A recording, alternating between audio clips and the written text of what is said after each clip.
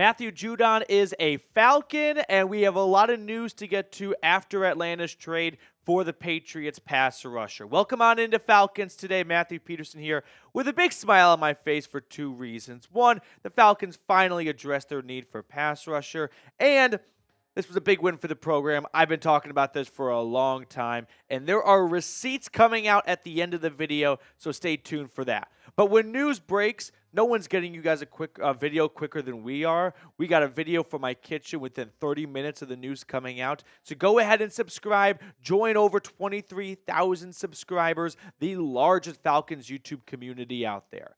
But let's revisit the trade for a little bit. Now that we've all had a night to sleep on it, I always feel like knee-jerk reactions, while they're definitely fun to look at and read and watch, it doesn't always create the most literate or most accurate feeling, I should say, once you have a couple of hours to, really mull it over. So Matthew Judon to the Falcons for a 2025 third-round draft pick.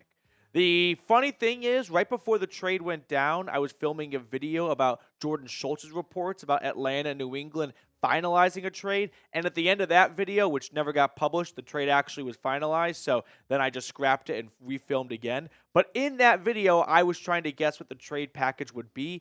And I said a fourth-round draft pick. So a third is a little rich, but I'm not allowed to complain.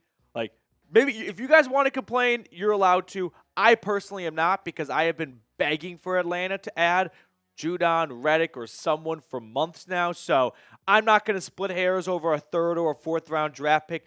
I'm just happy they finally went out and got a pass rusher. Now, a very interesting note, though, that came out from Raheem Morris's press conference today. As Jonathan Jones notes, new Falcons pass rusher Matt Judon will come to Atlanta without a new contract in hand, sources say, and there's not an expectation one is imminent. He's set to play for the Falcons on his current deal that's paying $6.5 million.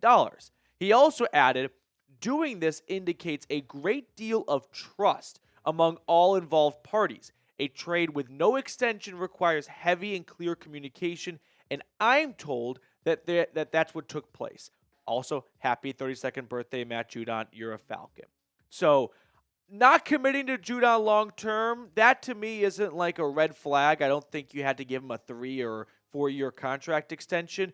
Him holding out because of a contract dispute and trading for a guy and not giving him some type of contract demand he was searching for does scream New York Jets 2.0 with Reddick. And I sure hope that that's not going to happen here. And I'll be cautiously optimistic and be a half-glass full guy and think for the time being, Judon's just happy to come down to the South, get some warmer weather, and he's happy to play for a contender and not a pretender in the Patriots. But hopefully that there was heavy communication, and we're not about to see Judon start holding out from Atlanta training camp because he still wants a new contract, and the Falcons traded for someone that they hadn't done their homework on and they hadn't had communication with. I hope that's not the case. I'm cautiously optimistic that is not the case, but definitely something to monitor. I also don't think it rules out an extension, though.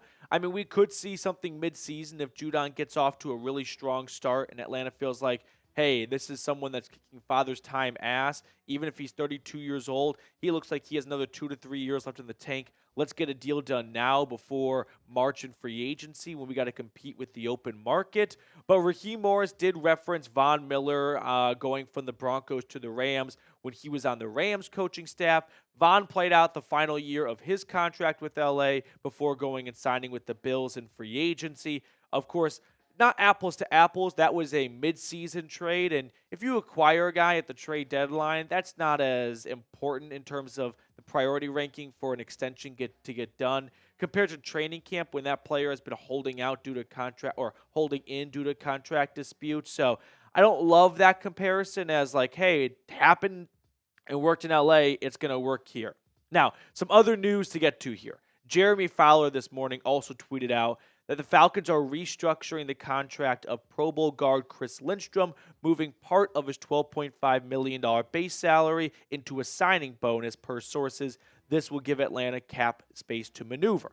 Now, with Judon on the books for $6.5 million, that's the base salary Atlanta picked up, and $9 million in cap space cleared after Lindstrom's contract restructure, By my rough math, Atlanta roughly has $7 million in cap space. Now, quick reminder, Chris Lindstrom restructuring his contract, that is not him doing like a favor for the Falcons. I don't think the word restructure is the best word to describe what happens when this restructure happens, which is a player taking their base salary, bringing it down to the base vet minimum, and then prorating what was taken off from the base salary over signing bonuses for the remaining years of their contract.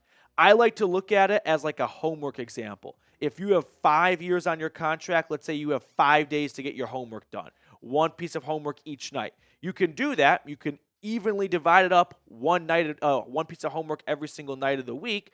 Or if there's like a game you want to go to on Monday, or in this case in the NFL, if you want to go all in on the first year of their contract, you can put some of their homework later in the week. You can put some of their cap hits later in the week. But the risk you run is if you push that cap or you push that homework to the end of the week, and then the end of the week or the end of the contract gets there and you don't want that player on your team anymore, if you cut them, you are left with a huge dead cap hit or a lot of homework.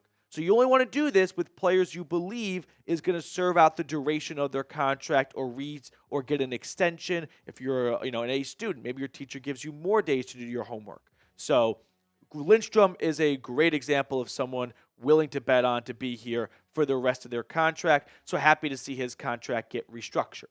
So going back to the Judon trade, now that we've all had 12 plus hours to sleep on it, how would you grade it? Now that we know the details, the finances, it's a third-round draft pick. It's definitely a little bit on the heavier side, especially when you factor in the Falcons picking up the entire bar tab for Judon, $6.5 million. I think it's a little bit of a tiny overpay just based on like what Hassan Reddick went for, which was a conditional third-round draft pick, and he's not coming off a torn pec that had him miss 4 games last year. But Judon still 4-time Pro Bowler before that injury a year ago. He's a little bit on the older side, but he's celebrating a birthday today, so get your HBDs in the comment section for Judon. I would think it's a pretty good birthday present getting traded from a team that was supposed to win 3 to 4 games to a team that's going to hopefully be competing for their division. But let me know what you think of that trade in the comment section. Let's just revisit Judon as a player for a moment. If you're unfamiliar with his game, I mean, before he got injured last year, which he still got off to a really nice start, 4 sacks in 4 games, he put up back-to-back 12-plus sack seasons, 12.5 sacks, 15.5 sacks. Like, I know when we think of pass rushers, Myles Garrett and TJ Watt are some of the first names that kind of pop in your mind, and Judon might not be there, but, I mean, man, look at the NFL sack leaders from 2019 to 2022, and if you remove last year because of the shortened season for Judon, he's tied with Aaron Donald with 43.5 sacks. Like, he may not be an NFL household name as some of the top pass rushers in our game, but the numbers say he is. So that's why I'm super excited about the player they acquired, even if it's a tiny little bit of a rich pay in terms of draft capital and, having to move some money around. I'm still happy the Falcons went out and got a legit pass rusher. Now, we've got more to talk about on today's video, so don't go anywhere. But today's show is brought to you by our friends over at Prize Picks. Prize Picks is America's #1 daily fantasy sports app with over 5 million active members. All you do is pick more or less on 2 to 6 player stat projections and watch the winnings roll in. You can now win up to 100 times your money on Prize Picks with as little as 4 correct picks. You can turn $10 into $1,000. Now, I put all that information for you guys in the comments and description of today's video already. So what you got to do is you got to go to Prize Picks and you got to use code CLNS, and they're going to give you a first deposit match up to $100. Now, let me give you an example of my Prize Pick selections. I'm rolling with the less this year on Patrick Mahomes' passing yards. I mean, Hollywood Brown just got injured. Travis Kelce slowed down a little bit last year. 4,300 yards is a big number. I might regret this, but I'll take the less right now. I like the more on Tyreek Hill's receiving yards because it's Tyreek Hill. Saquon Barkley, give me the more on his rushing yards. They didn't pay him all that money for him not to get the rock a ton. And then I like the more on Garrett Wilson, 90.5 receptions, dealing with Aaron Rodgers this go-around. So go to Prize Picks right now by downloading the Prize Picks app today and using code CLNS for a first deposit match up to $100. That's code CLNS on Prize Picks for a deposit match up to $100. Pick more, pick less. It's that easy. So, some other takeaways from the Judon trade coming out of Raheem Morris's press conference today. This comes from Mark, the ESPN beat reporter for Atlanta. The reason why, he's quoting Raheem Morris, the reason why you're able to make moves like this is that we were able to do at the quarterback position. You get Kirk Cousins, and people want to come play with him. That right there, made me a little bit queasy.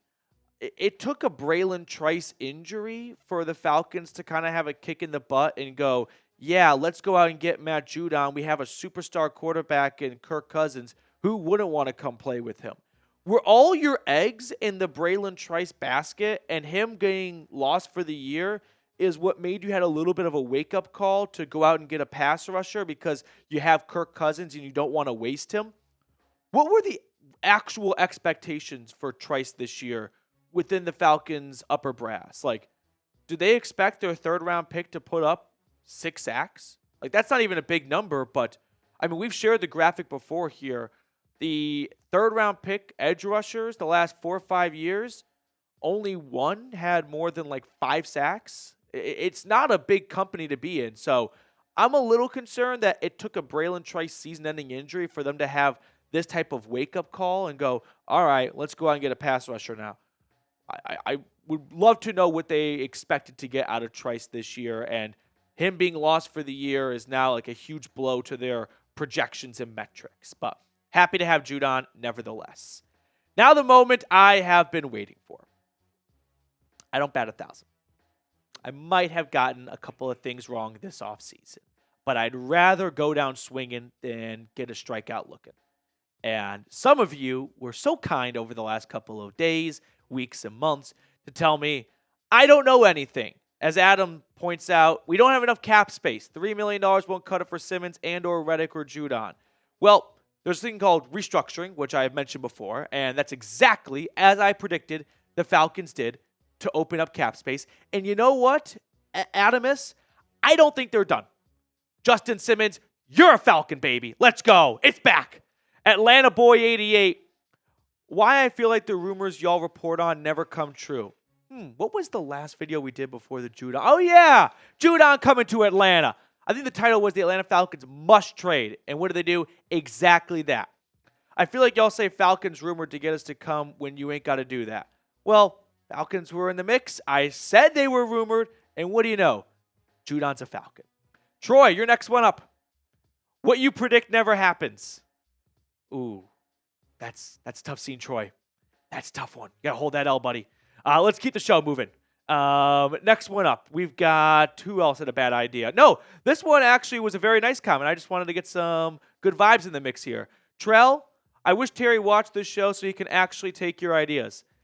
I don't believe that any one of the Falcons ever watches a video of mine, and that's not from an ego standpoint. I just feel like no NFL GM watches YouTubers for ideas. But then every once in a while, you catch a glimpse in Hard Knocks or something behind the scenes, and they do have sports talk radio or some TV program out around NFL Network, ESPN.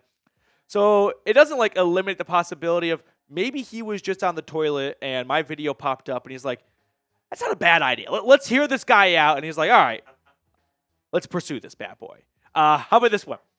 Slow news day, so they make up something to talk about. I made up Matthew Judon coming to Atlanta. Yes, it's never going to happen. You got me. John M.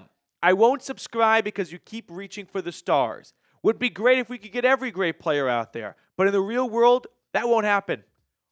What fucking world am I living in then? Because Matthew Judon's a Falcon, John.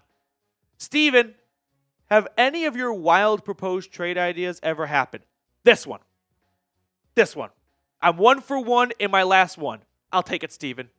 So, to wrap up the video, Judon's a Falcon for a third-round draft pick. A little bit more than I expected and or projected, but at least they go out and get a bona fide, legit pass rusher. We have one more, actually. Shannon! Where do you come up with this crazy crap, man? I guess in the Good Ideas Factory. That's where I came up with this one. This was chapter 1 of my new book, Great Falcons Trade Targets, Matthew Judon.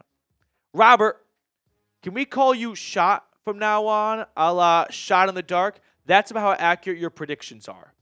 Robert, I think we got to call you Shot for how shitty your comments are, because your comments are a shot in the dark when it comes to how accurate you are. Robert, get back to work, buddy. So drop an ATL if you are rocking with us all season long. I'd much rather be hated but remembered than forgetful and never put a single opinion out there.